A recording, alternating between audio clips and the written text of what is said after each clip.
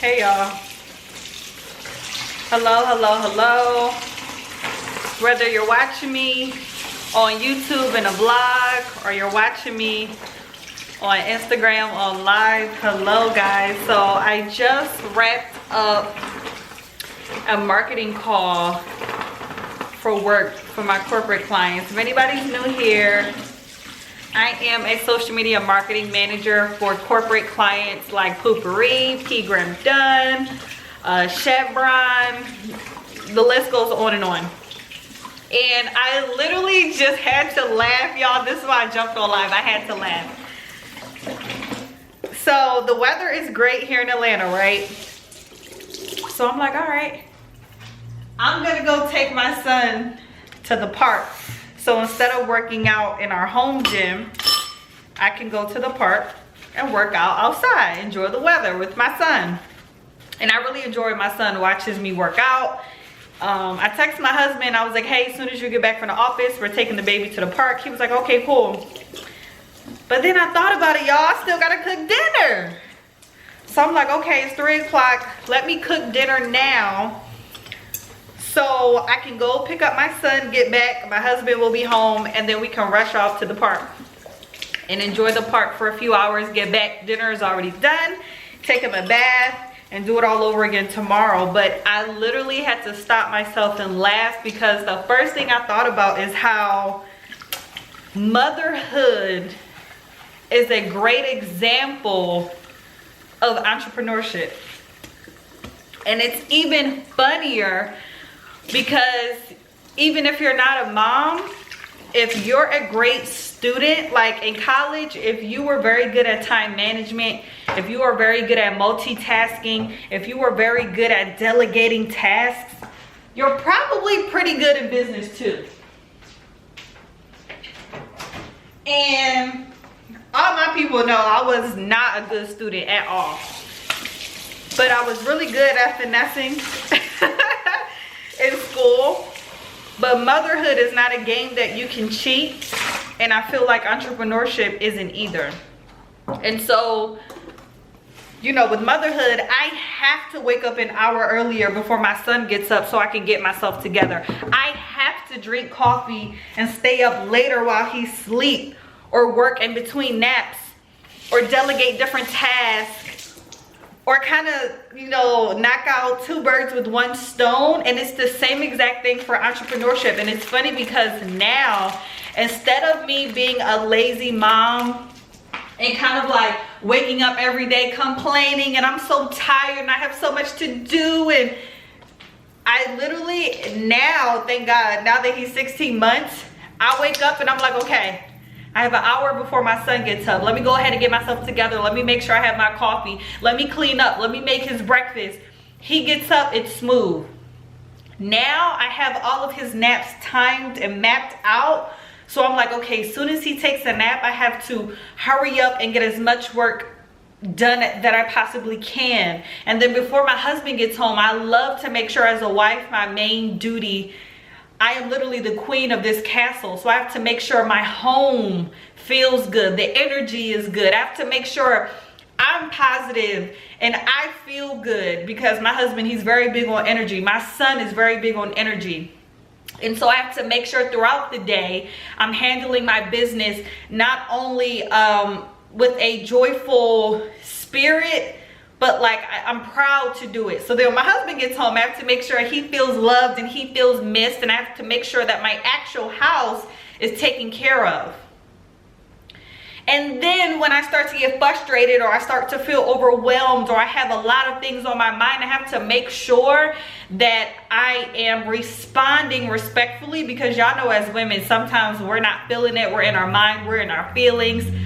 We tend to get a little disrespectful. Our mouth tends to get a little crazy. But now that I have a son, I have to make sure he's not listening to that. He's not getting accustomed to that. And just making sure I'm always honoring my husband, especially in front of my child.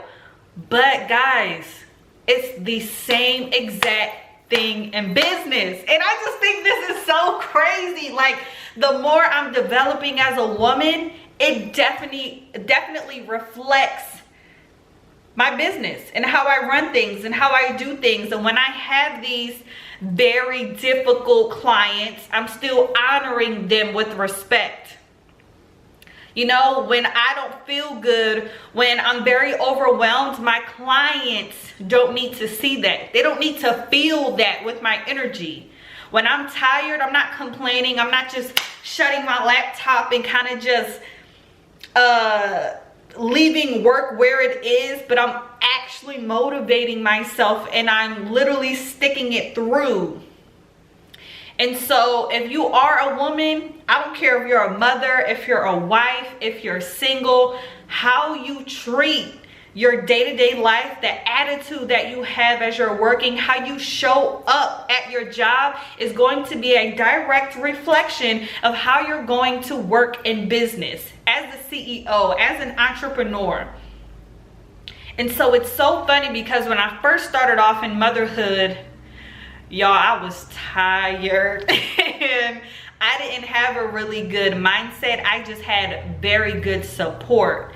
And so thank God for my mother-in-law, my father-in-law, and my parents and my husband. I was able to just give them the load and just relax and wash my hands and kind of just check out for the day. But now that I'm living in my own home, me and my husband are tag teaming our son, making sure he has, every day our main goal is that he has fun and that he feels respected and protected. But now I have to take that mentality and bring that to my customers, making sure that each and every day my customers feel valued, respected, and protected. And that looks a little different, obviously, from your child compared to a client, which is a baby compared to a grown-ass person. But making sure that my clients feel like, one, I do my job and I do it well and I love what I do. But two, when I say that my clients feel protected, that they're able to be vulnerable and open and honest with me, that they feel comfortable picking up the phone and calling me, that they're able to vent to me or just tell me what's on their mind before canceling a service, that any little thing that they don't really feel good about, they're able to talk to me instead of giving me a horrible review. The fact that they never feel like they're bothering me or bugging me. I don't care. I tell my clients this all the time. A lot of my clients follow me on social. Don't ever feel like my family is in the way of me offering the best service that I possibly can for you. And think about it, that actually reflects my child and my husband. I tell my husband all the time, don't ever feel like a client is before you. My son needs to make sure, or I need to make sure that my son never feels like work comes before him. It's all a balance, but do you guys see how this full circle agreement has to be done? And so there's somebody on here that is working a job and still growing a business. You may have a child, you may, have a spouse. I just need you to see that in all aspects of your life, like, you have to show up, you have to show out, and you have to commit to everyone. And when you do commit, once you make that decision, you can't really afford to complain, because that's exactly what you signed up for. That's exactly what you signed up for. And motherhood and entrepreneurship and marriage. And so I've been listening to a lot of podcasts because y'all just don't have time to read anymore, I'm not gonna lie. And the biggest thing that I feel, and I was telling DC this, is that like a lot of entrepreneurs, even if you just have a side hustle and you're just a hustler and you don't want to commit to the hustle that you're currently thriving in, the biggest thing we have to study is mindset. Because what I think we're doing wrong, we're studying too much about marketing, about sales, about business, about customer service, about growing. Who is actually taking the time to stop and just study mindset, period? Because I think mindset will get you a lot farther when the money stops coming in, when the clients stop showing up, when your support system is busy or they're distracted, when you don't feel good at home, when you look at yourself in the mirror and you may not feel as good as you're used to. Mindset is what's going to keep you going, what's going to keep you focused, what's going to make sure the next pandemic, the next recession, the next pregnancy, the next relationship, the next single season, the next episode, the next depression, the next obstacle that the devil is going to throw at you, if you have your mindset intact, you will be able to see it through, and you'll be able to literally jump over hoops to the next thing. And I think one thing no one can take away from you is your mindset, because if you have that mindset, when your little boyfriend that usually, you know, keeps you on your toes and he's always motivating you, when that man is no longer there, that mindset doesn't go anywhere. When you decide you want to shut your business down and start a new hustle, that business is gone, mindset is still there. When your Instagram gets hacked and you can no longer make money because Instagram was literally your platform to sell, doesn't matter, mindset is there. And so I definitely think, oh, I love that. Facts, because your mind can definitely play tricks on you. I love that quote. And so what I've been doing lately, guys, is like, let me just develop my mind. Let me retrain my thinking. Let me invest in different coaches to help me think bigger than what I can see right now with my own two eyes.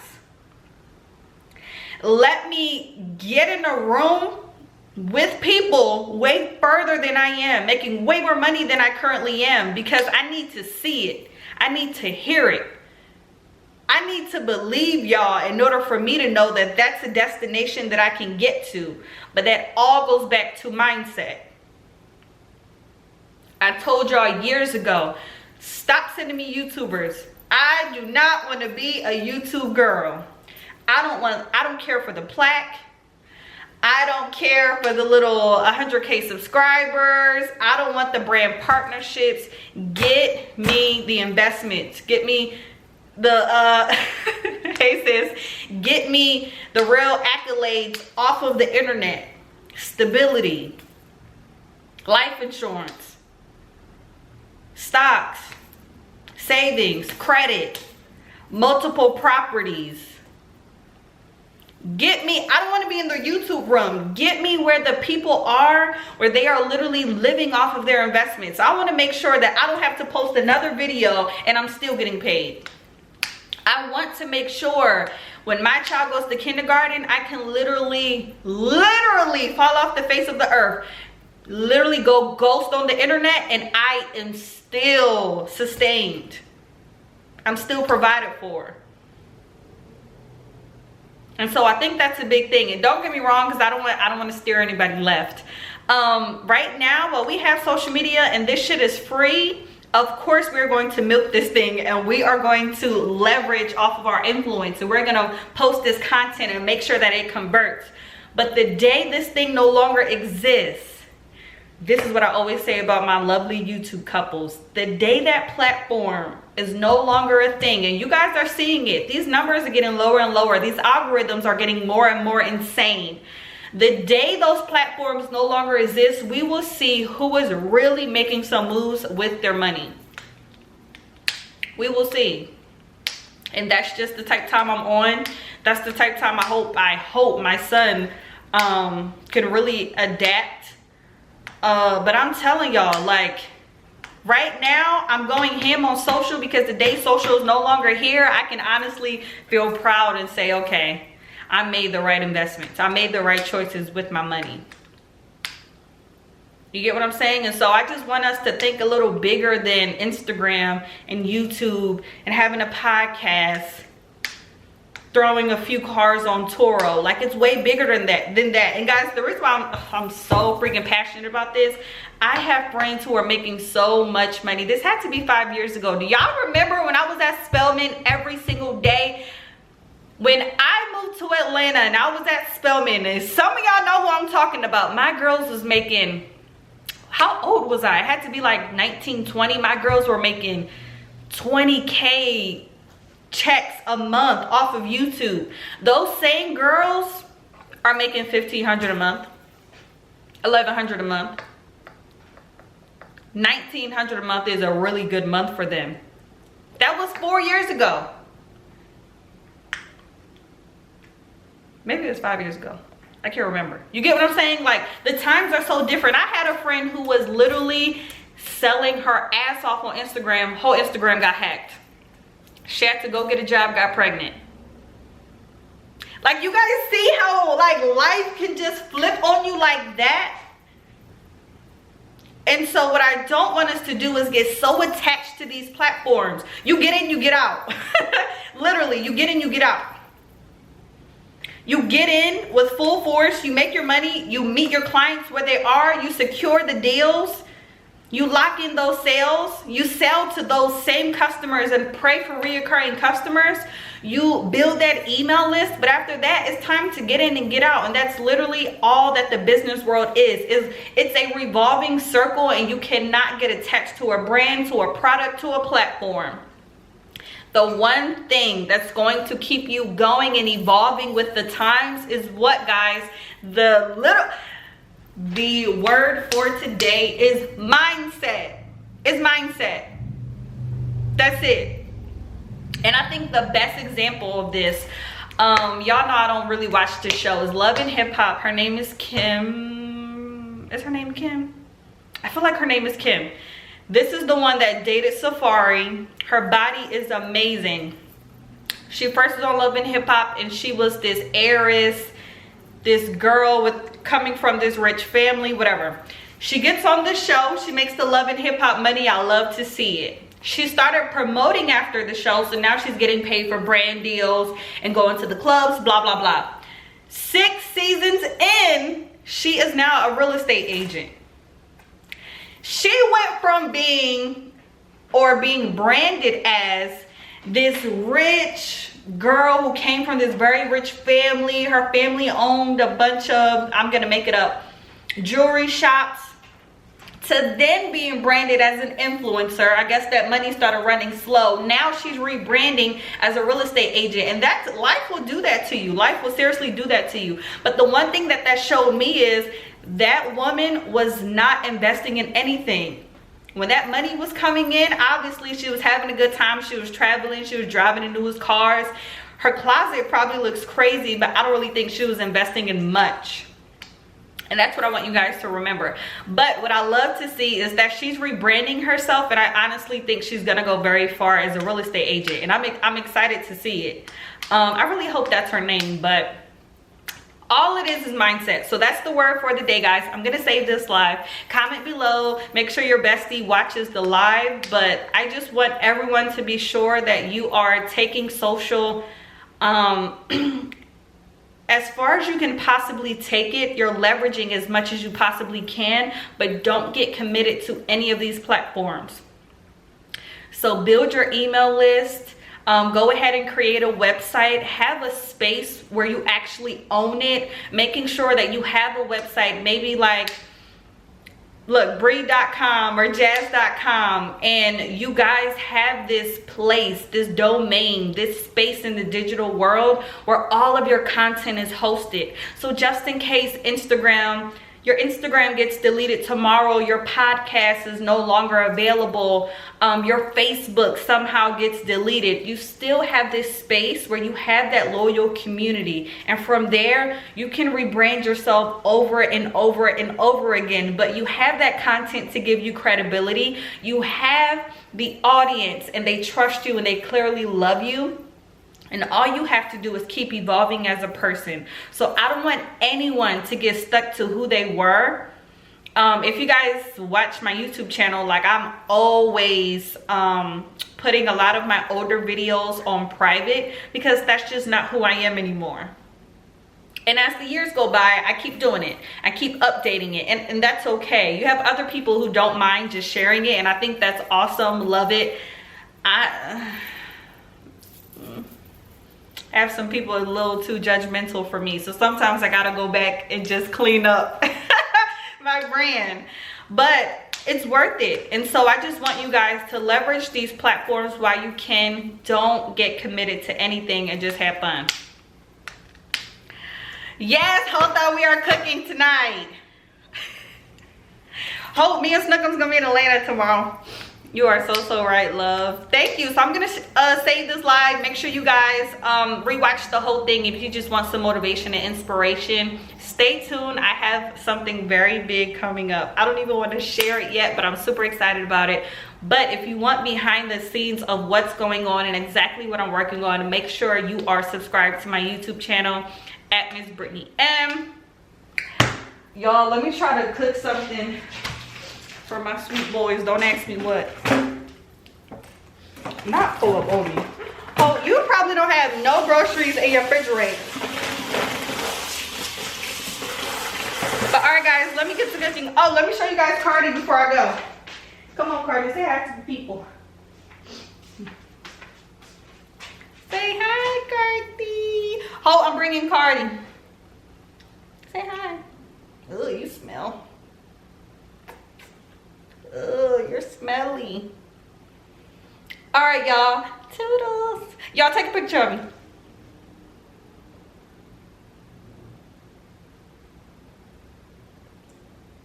Did y'all take it? Cardi, smile for the camera. Oh, you such a good boy. Y'all saw his pose. You're such a good boy. All right, toodles.